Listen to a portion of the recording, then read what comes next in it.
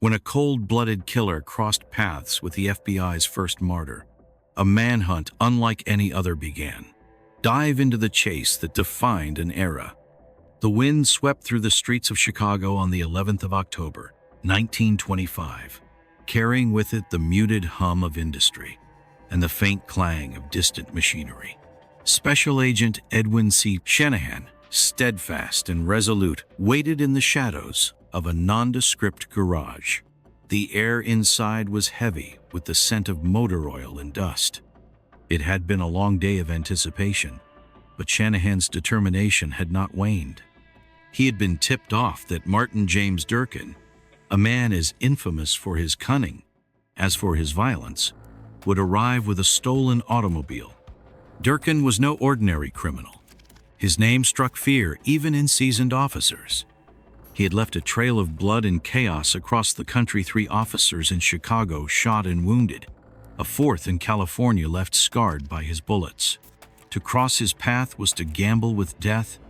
Yet, Shanahan, a man of unshakable courage, had resolved to bring him to justice, no matter the cost. As hours stretched into the evening, the other officers assigned to assist Shanahan momentarily stepped away to coordinate with reinforcements. Shanahan remained alone, his instincts razor-sharp. Just as doubt began to creep in, the unmistakable growl of an engine broke the silence. A sleek car rolled into the garage, its polished surface catching the faint light like a predator emerging from the shadows. Shanahan's pulse quickened as the driver stepped out, a young man with a sharp, calculating gaze and a deceptive air of confidence. It was Durkin. With unwavering composure, Shanahan stepped forward, his badge glinting faintly in the dim light. Durkin's expression barely flickered. He offered a polite smile, one hand resting casually on the doorframe of the car. Shanahan's voice was steady as he identified himself and issued the command to surrender. For a moment, it seemed Durkin might comply. But then, in a swift, practiced motion, Durkin feigned compliance, only to reach inside the car and retrieve a revolver. The shot echoed through the garage like a thunderclap. Shanahan staggered backward, clutching his chest as blood spread across his uniform. Durkin, cold and remorseless, watched his victim fall before slipping into the driver's seat and roaring away into the night. The murder of Special Agent Edwin C. Shanahan sent shockwaves through law enforcement circles across the nation. The first FBI agent to die in the line of duty, his death became a rallying cry for justice. Martin James Durkin, already infamous for his ruthlessness, now became the most wanted man in America. The Bureau acted swiftly, mobilizing all its resources to track Durkin down. Telegrams crackled with orders, and phone lines buzzed with the urgency of the hunt. Every agent, every precinct, and every informant in the country was put on high alert. Durkin's reputation as a master of deception and his ability to vanish without a trace made him a formidable opponent. Within weeks, fresh intelligence emerged. Durkin, it was reported, had been spotted in Chicago, visiting the home of a relative of the woman he had been living with.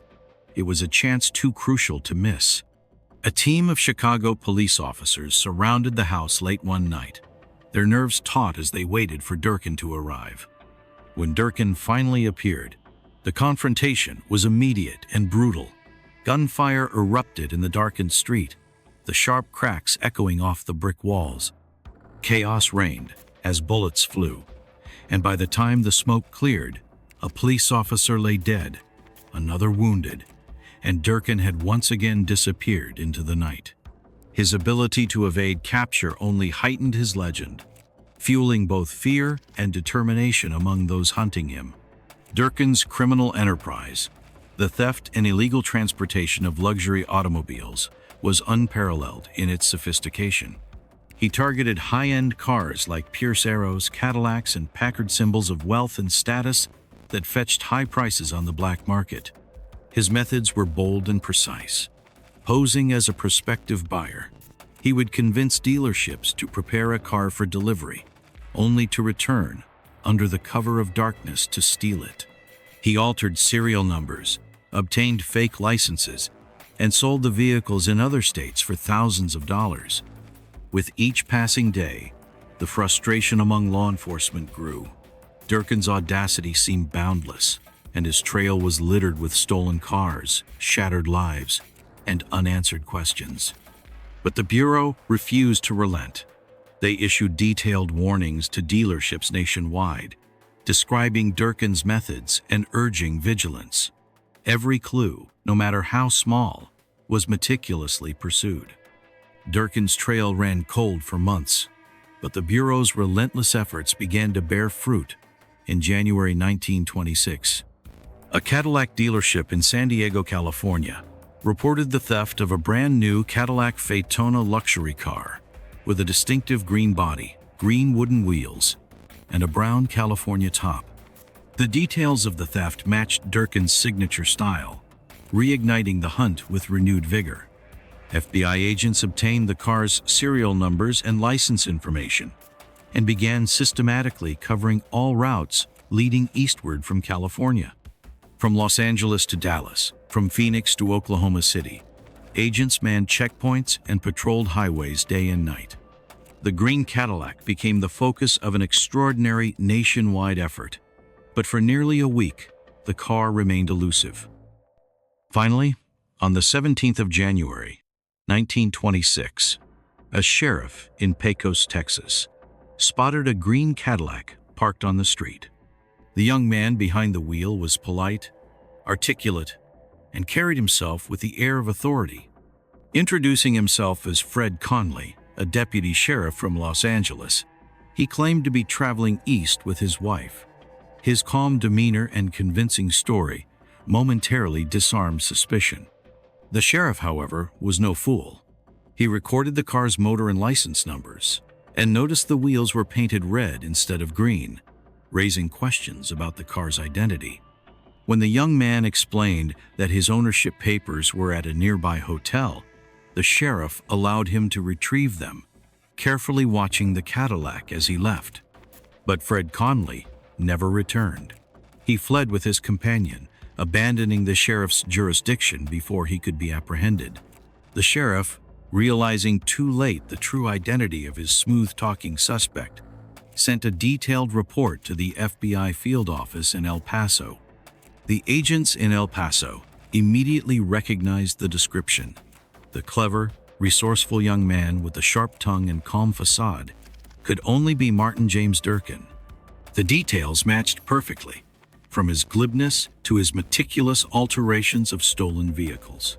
Despite Durkin's attempts to outwit his pursuers, the net was tightening around him. With the sheriff's report in hand, FBI agents sprang into action. They dispatched telegrams and telephone calls across the Southwest, ensuring that every station, road, and border crossing was under surveillance.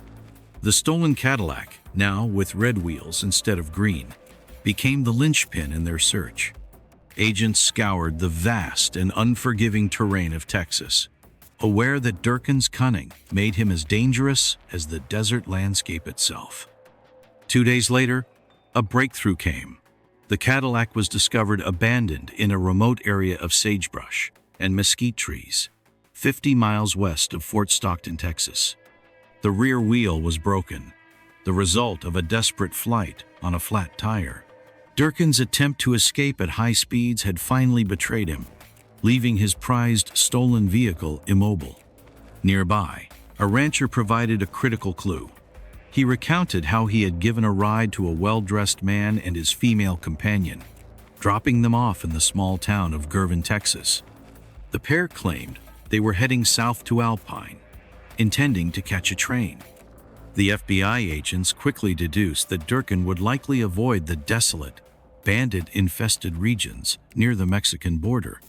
His taste for urban luxury and nightlife suggested he was heading for a larger city, perhaps San Antonio or beyond. They moved swiftly, interviewing ticket agents along the Southern Pacific Railway line. Their efforts bore fruit. A ticket clerk in Alpine confirmed that a couple matching Durkin's description had boarded a train bound for San Antonio. The agents followed the lead to San Antonio, where they learned that the pair had continued their journey on the Texas Special, a train heading to St. Louis, Missouri. By now, the Bureau's network was fully engaged, tracking the fugitives' every move.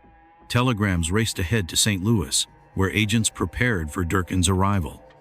As the Texas Special neared St. Louis on the morning of the 20th of January, 1926, FBI agents and local law enforcement prepared for the culmination of their relentless pursuit.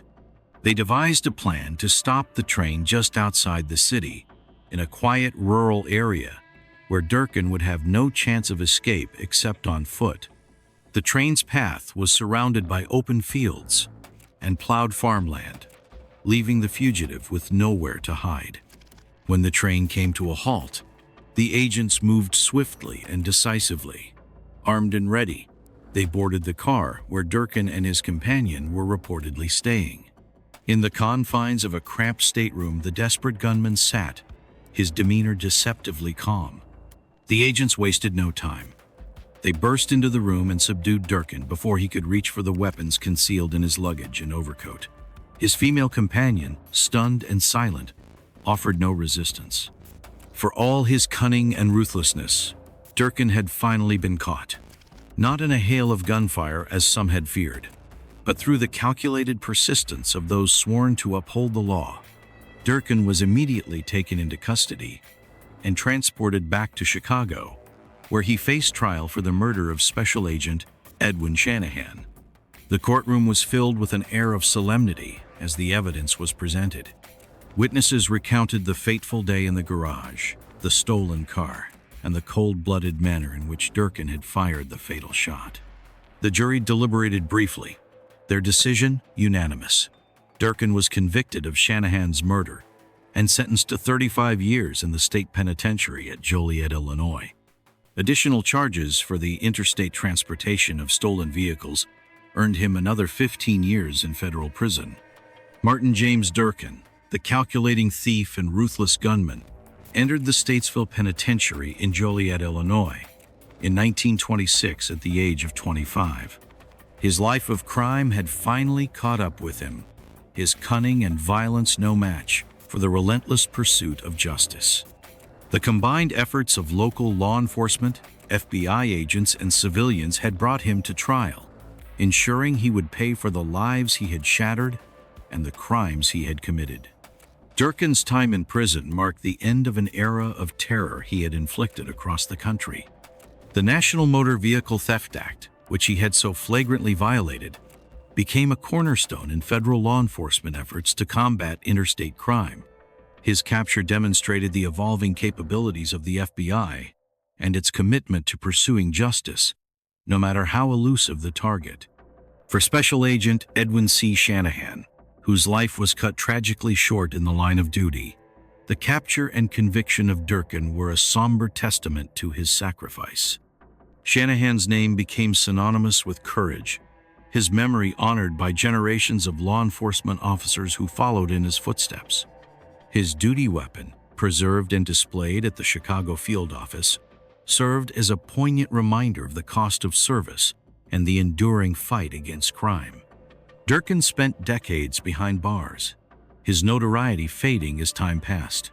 Upon his release in 1954, at the age of 53, he disappeared into obscurity, his criminal legacy a footnote in the annals of American law enforcement history. He died in 1981, leaving behind a legacy of violence and infamy, overshadowed by the determination and heroism of those who had brought him to justice. The story of Martin James Durkin and the murder of Edwin C. Shanahan remains a cornerstone of FBI history, a tale of courage, sacrifice, and the unwavering pursuit of justice. It stands as a reminder that no matter how formidable the adversary, the dedication and perseverance of those committed to the rule of law will ultimately prevail. Do you want to uncover more gripping crime cases and unsolved mysteries? Subscribe to our channel and dive deep into every twist and turn of these tales of justice.